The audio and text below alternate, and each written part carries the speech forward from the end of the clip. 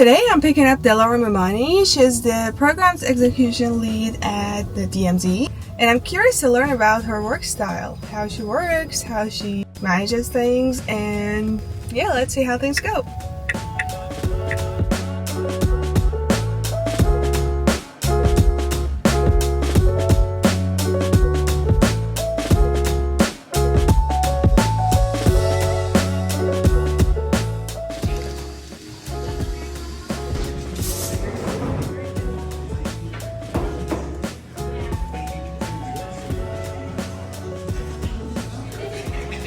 So let me know who is Delaram, what you do, and how's your work? So I am semi-adventurous person. I love photography and I love capturing moments. And I brought this characteristic to my day-to-day work as well. I love um, seeing things more in depth, finding gaps, focusing on those gaps, and try to find a solution for it. And I think that's basically a simple description of what I do on a day-to-day basis at my job too. It's not just my personal life, but my professional life too. Um, I love art. I love poetry. How do you engage those and mix those with your job? What you do, I know, is completely different, right? Yeah, well, kind of. So because I'm good at seeing things and finding gaps, finding frictions, I'm actually good at strategy operations. Developed the skills in strategy operations, and I started doing that um, since 2 years ago, 3 years ago. I started learning about how I can bring structure to a messy world. And I think that's exactly what I'm good at. How do you do that? Bring structure to a messy world. I just think that Startup world. well, Where everything is messy, right? I think I learned from the startups because working with the startups was my first job in Canada. So I started working with them, learning about their brain structure, which was fascinating to me because I am coming from a corporation world. I have worked in corporations for many years back home in Iran. And when I came to Canada, I pivoted my career journey completely. I started working in startup ecosystem.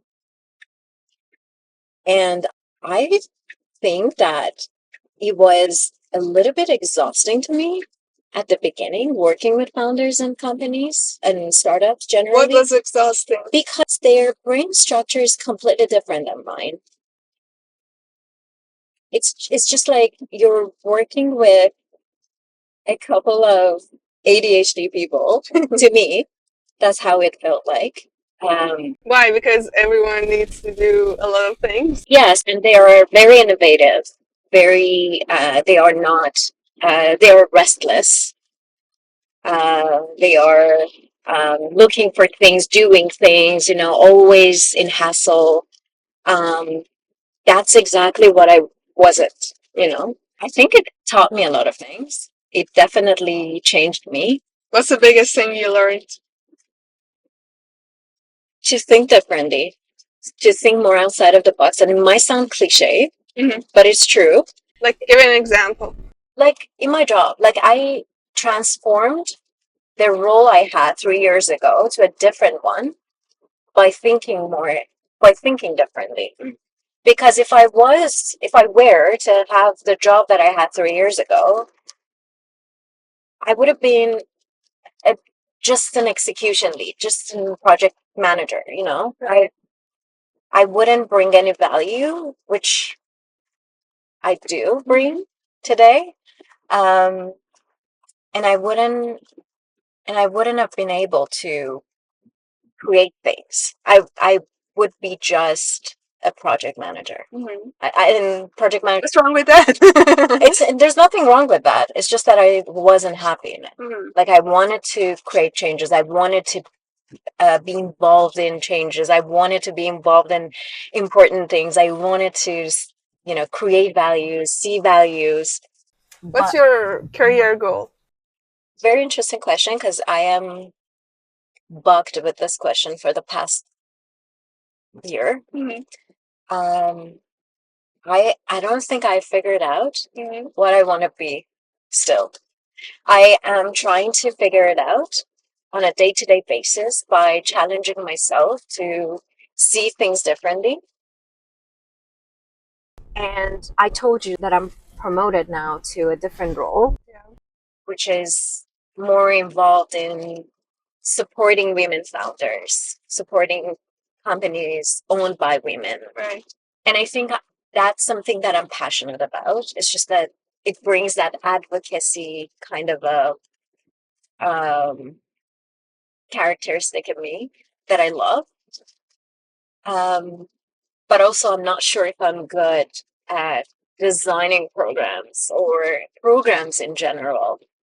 I'm very good though with the structures. I'm very good with operations. I'm very good with creating systems, creating processes, creating workflows, building things internally to enable things for internal teams. And I think I would be great working with the startups just because that's exactly what they need when they get to a point that they're trying to figure out how to organize things internally, how to build systems internally so that they can actually scale and they can actually, because obviously their revenue streams, the way that they do work will be different when they shift stages from being in an early stage to more like mid-sized company. So I think that's exactly where I can come and help them to build the structures internally. Yeah, but what's the point where you say, okay, I've reached my goal, my career goal, and now I need a new one? How does it look like? I don't know. I honestly don't know. Just because I am trying to figure things out. I think I don't have the right answer to those questions just because I have been struggling with this. Not a struggle is not the right word. I've been challenging myself with it. Yeah. Because I don't think I'm entirely happy with administrative job, routine job, or something that is mostly happening on repetition. I don't think I'm interested in that. Mhm. And I want to, and it's funny because 3 years ago, 4 years ago, when I started working in the startup ecosystem, that was exactly what I was looking for. Right. And I was looking for a comfort. Mhm. But then now I'm like, no, I don't think I'm the same. I'm the same person. Right. What's your relationship with routine? It bugs me. It's not what I want. Routine is an enemy to me. Oh, not bad. Even though I feel like I love, like, it seems like I'm a very routine oriented person. I'm not. I hate waking up to the same environment every day. Mhm. I want to be in different settings, Mhm. but I want to be in charge of that. Mhm. I don't want an external matters, Right. choose a path for me or, What if into you build the routine? You still know. I think I do.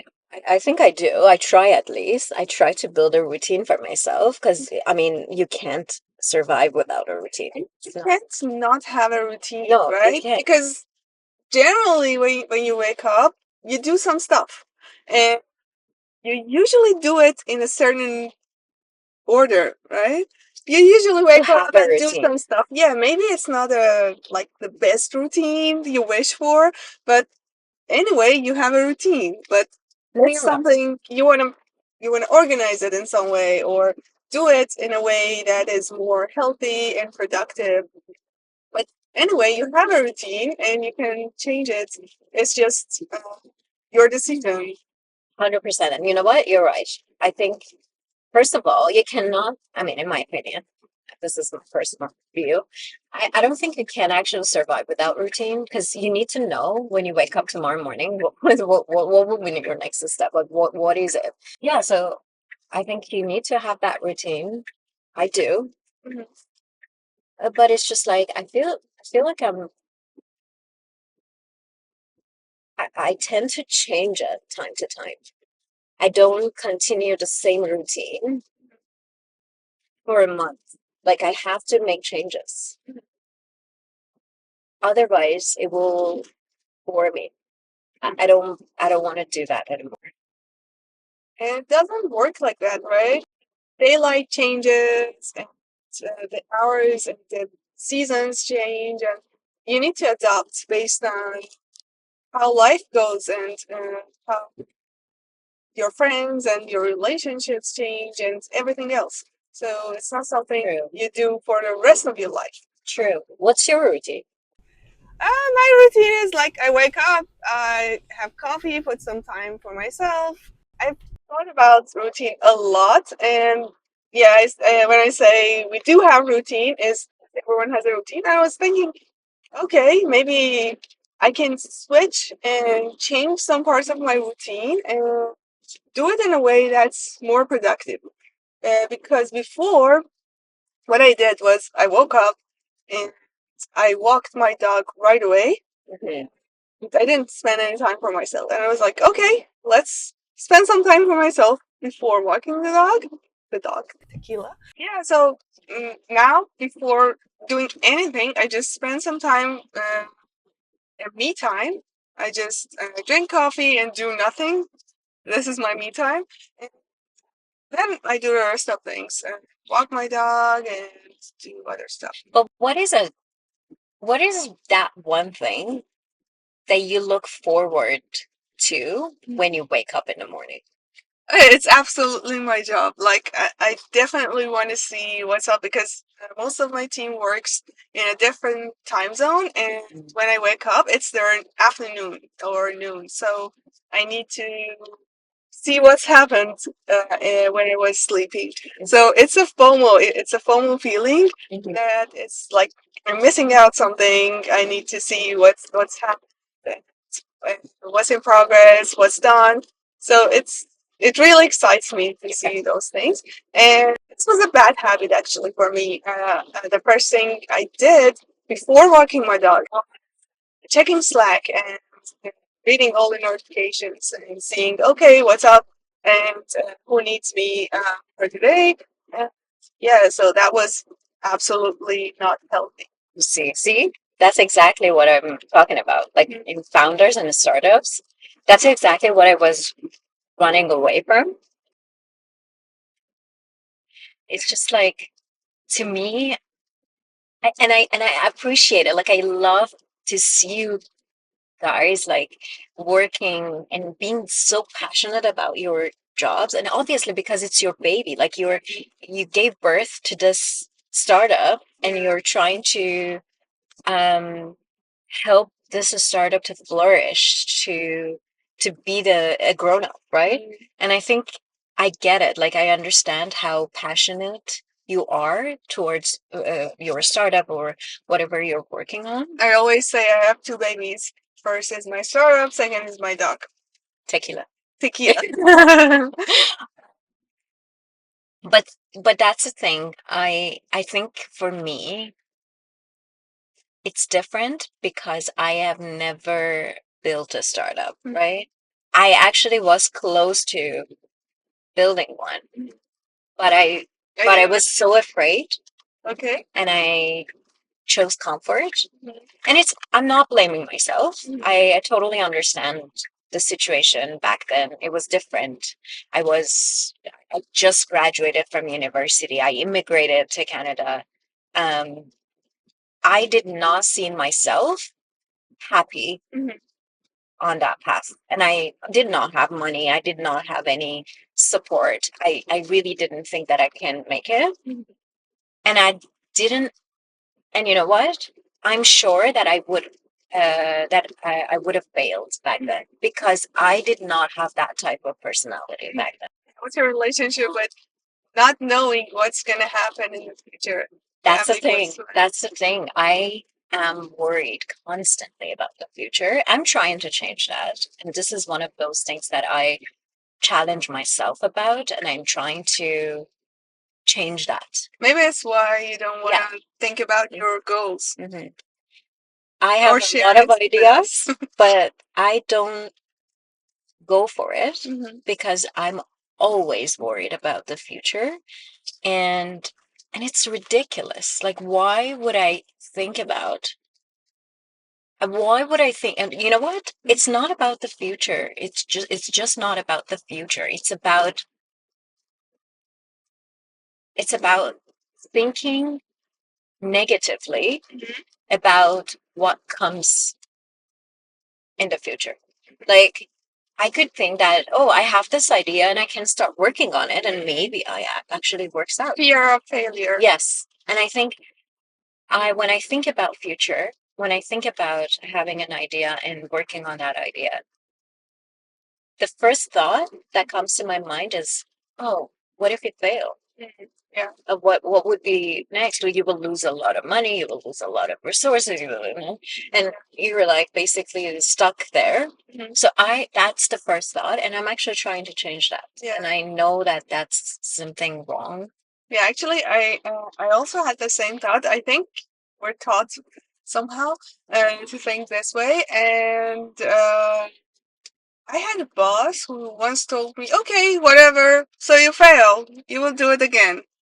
And I was like, "Yeah, you're right.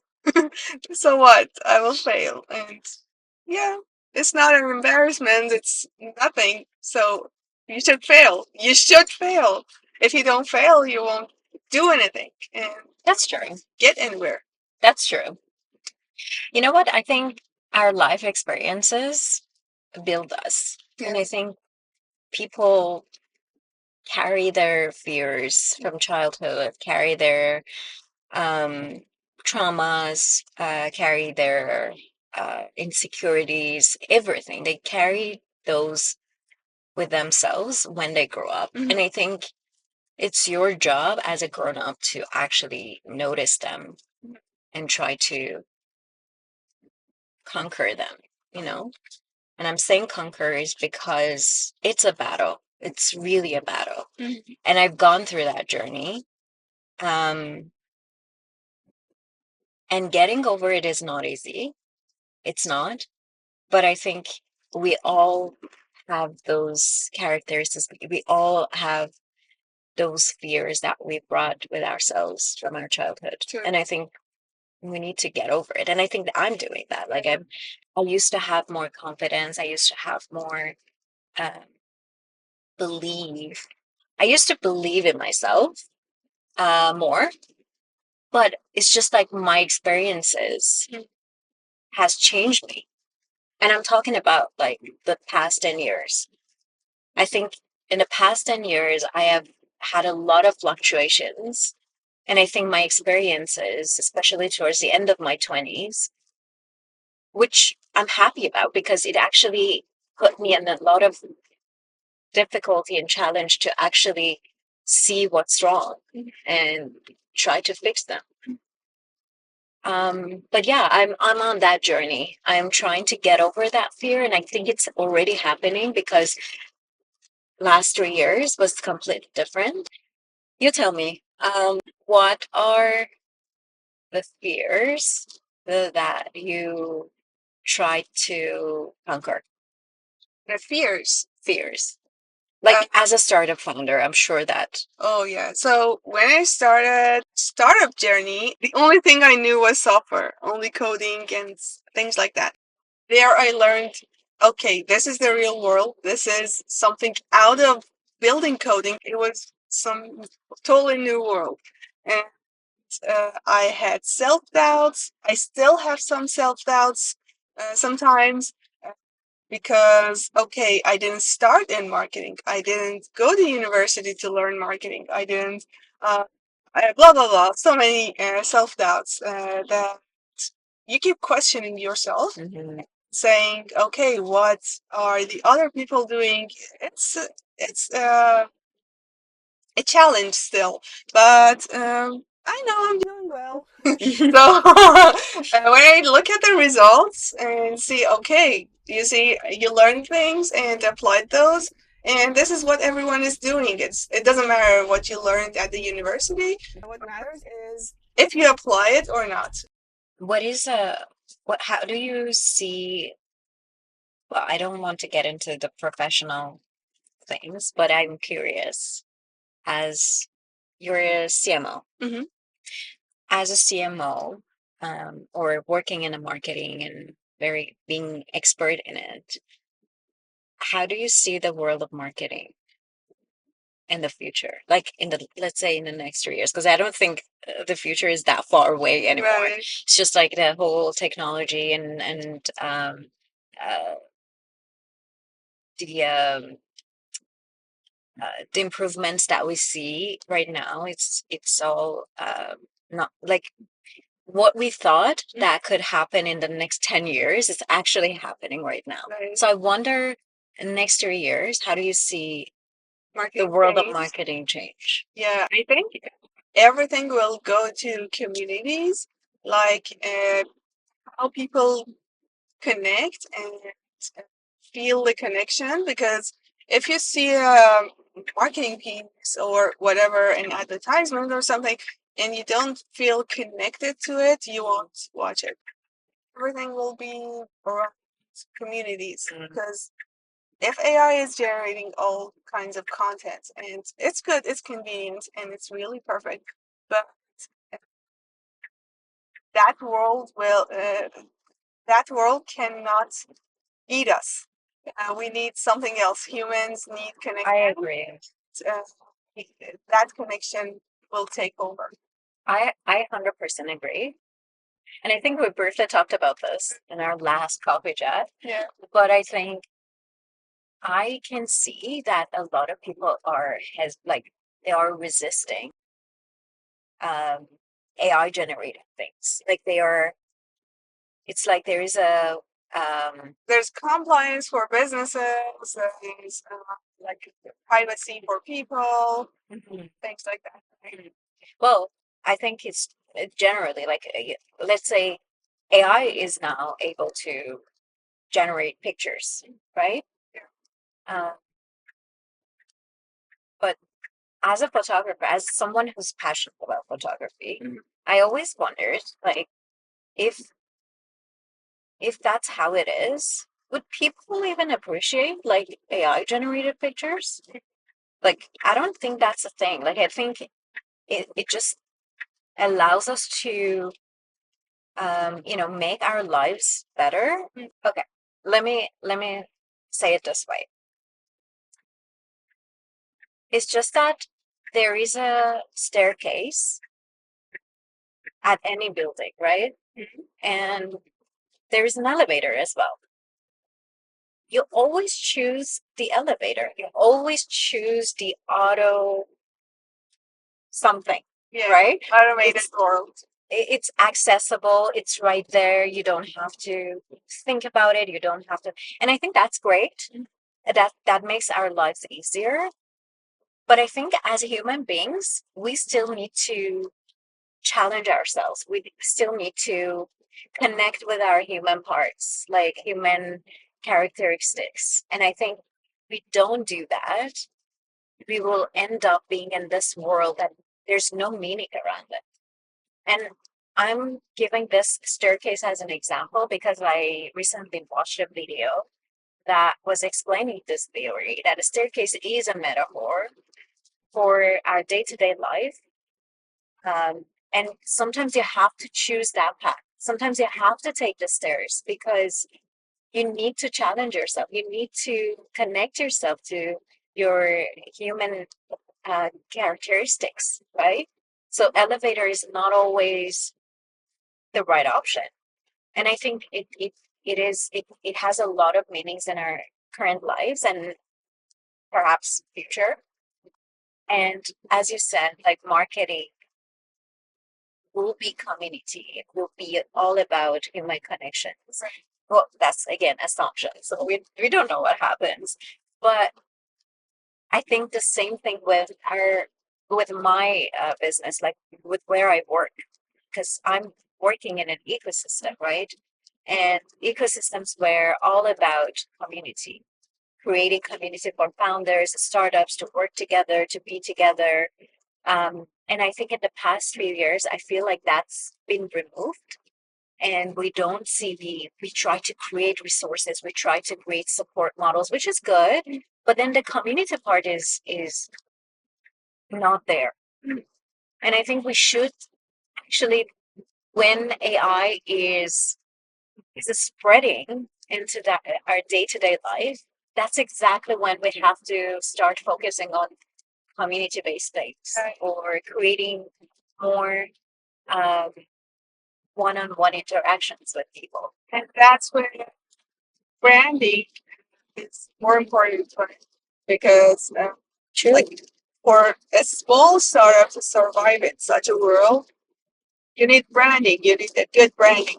Like I remember in the old days, and they said a small startup doesn't need a branding. Uh, it's nothing.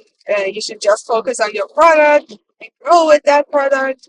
Go PLG. But now you need to survive in this world, and uh, you can move fast with AI, but you also need a good brand to go. 100%.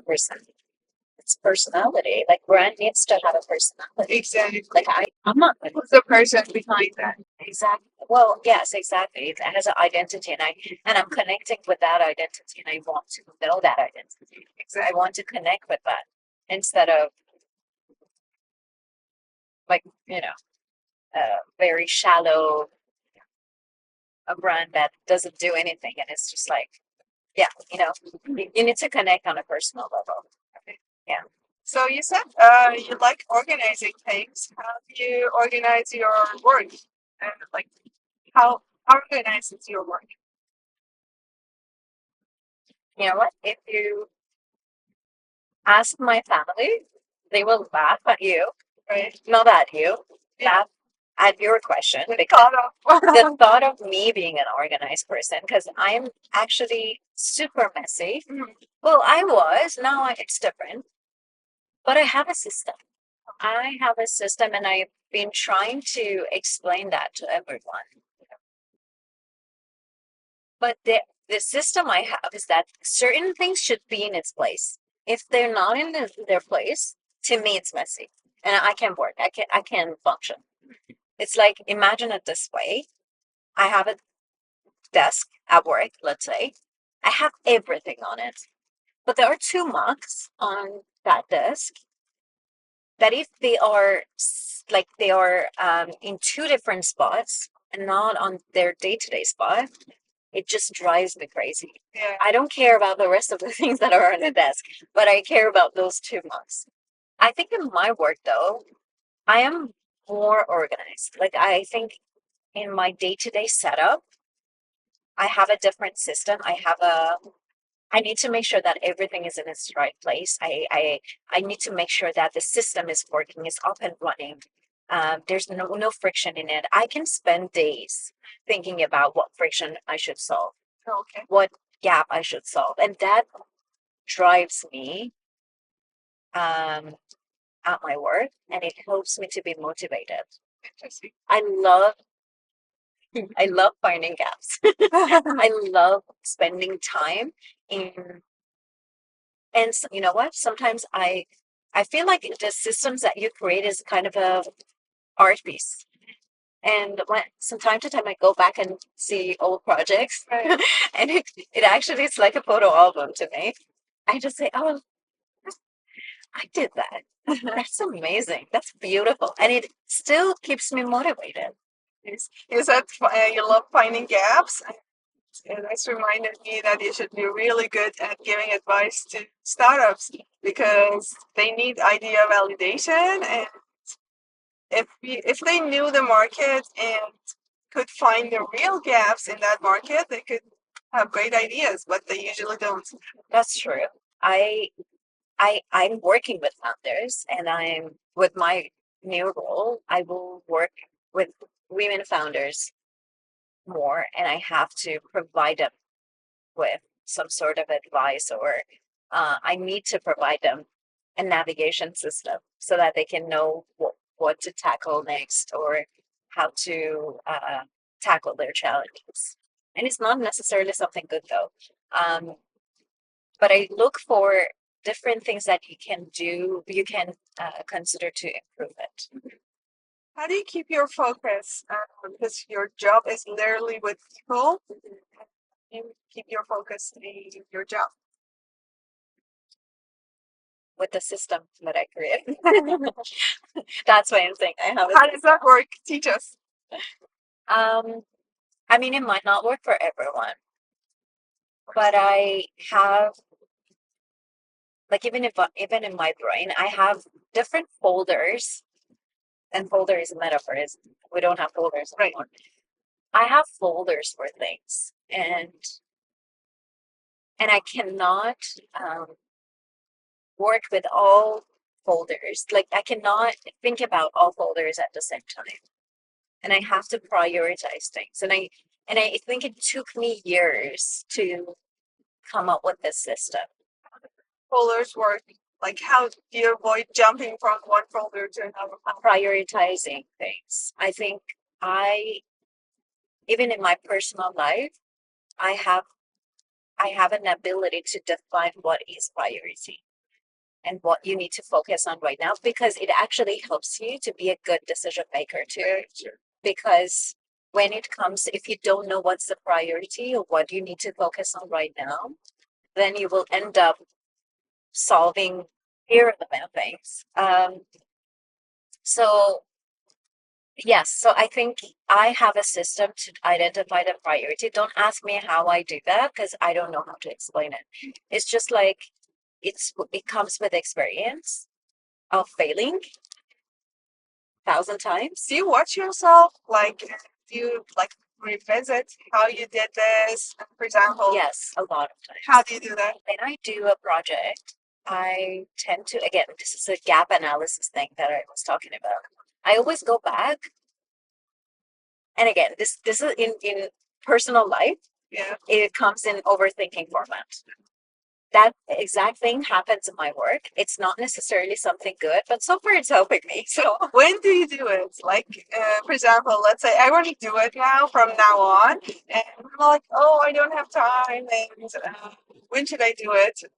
I think after the project, because when you're in the project, you might not see things. You might just do things as you planned. But then after the project, I keep thinking about what could be better, what could be done better.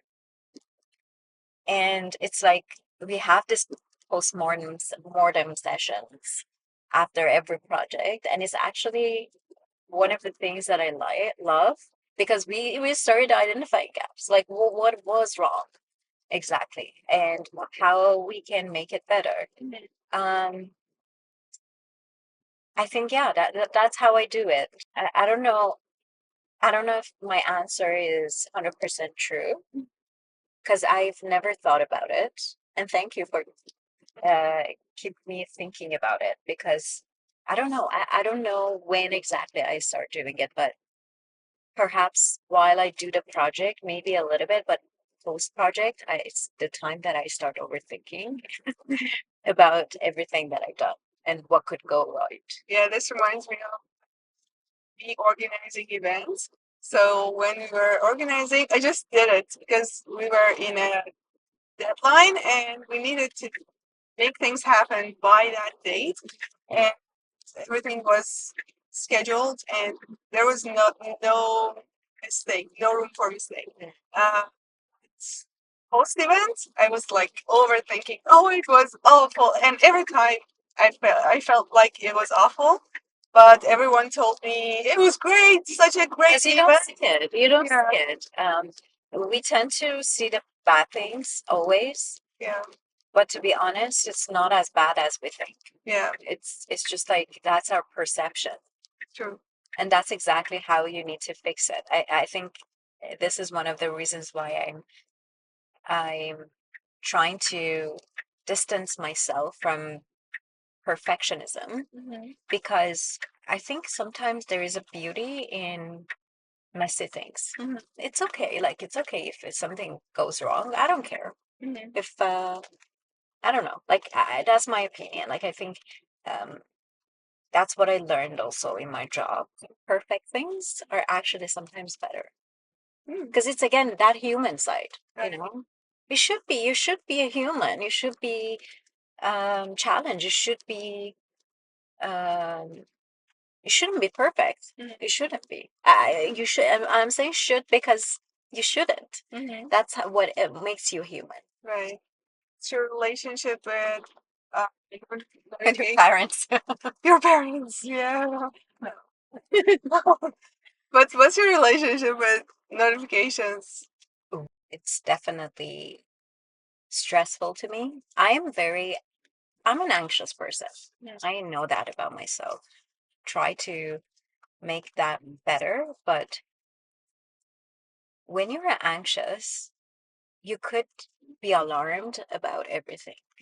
Like, if I'm at the highest level of my anxiety, I hear noises that happen like and at home. I hear, I don't know. I can everything can bother me, and that same rule applies to notifications as well. If my anxiety level is high, it's just like it's so stressful to me and so frustrating to me, and it's just like What do you do? Do you ignore it? I can never ignore it. I can never. If there's a notification on my phone, I can never ignore it. It's there. I might choose to not respond to it, but it's right there. And I think when it comes to even in my email inbox, when I'm focused on something and I'm trying to do something, I can't stop looking at the emails. I can't stop looking at the inbox because if I receive a notification that I have an email, I have to check it. Right. It's just like this tendency that I want to know everything. Yeah, and it's something that takes up some part of your brain, and you need to take care of it before doing everything else. 100%. 100%. Where do you see yourself in 10 years? What do you want to be in 10 years? It might sound crazy, but I might not be in the business world. I might shift the direction completely. I think business world is so fascinating to me, and that's why I entered it. But I don't think that's the purpose of my life. I think the purpose of my life is in art, specifically photography. And I've been passionate about art since I was a kid. I wanted to be a singer. I wanted to be a musician. I even tried to get into a music university, like art university. But I think none of them felt right. And photography is the only thing that makes me happy. And I do that on a day-to-day basis, and I've never realized that that's exactly what makes me happy. And I'm not sure that that is exactly what makes me happy, but somehow I see myself far away from the business world. Well, thank you, Delaram, and see you with the next Workstyle.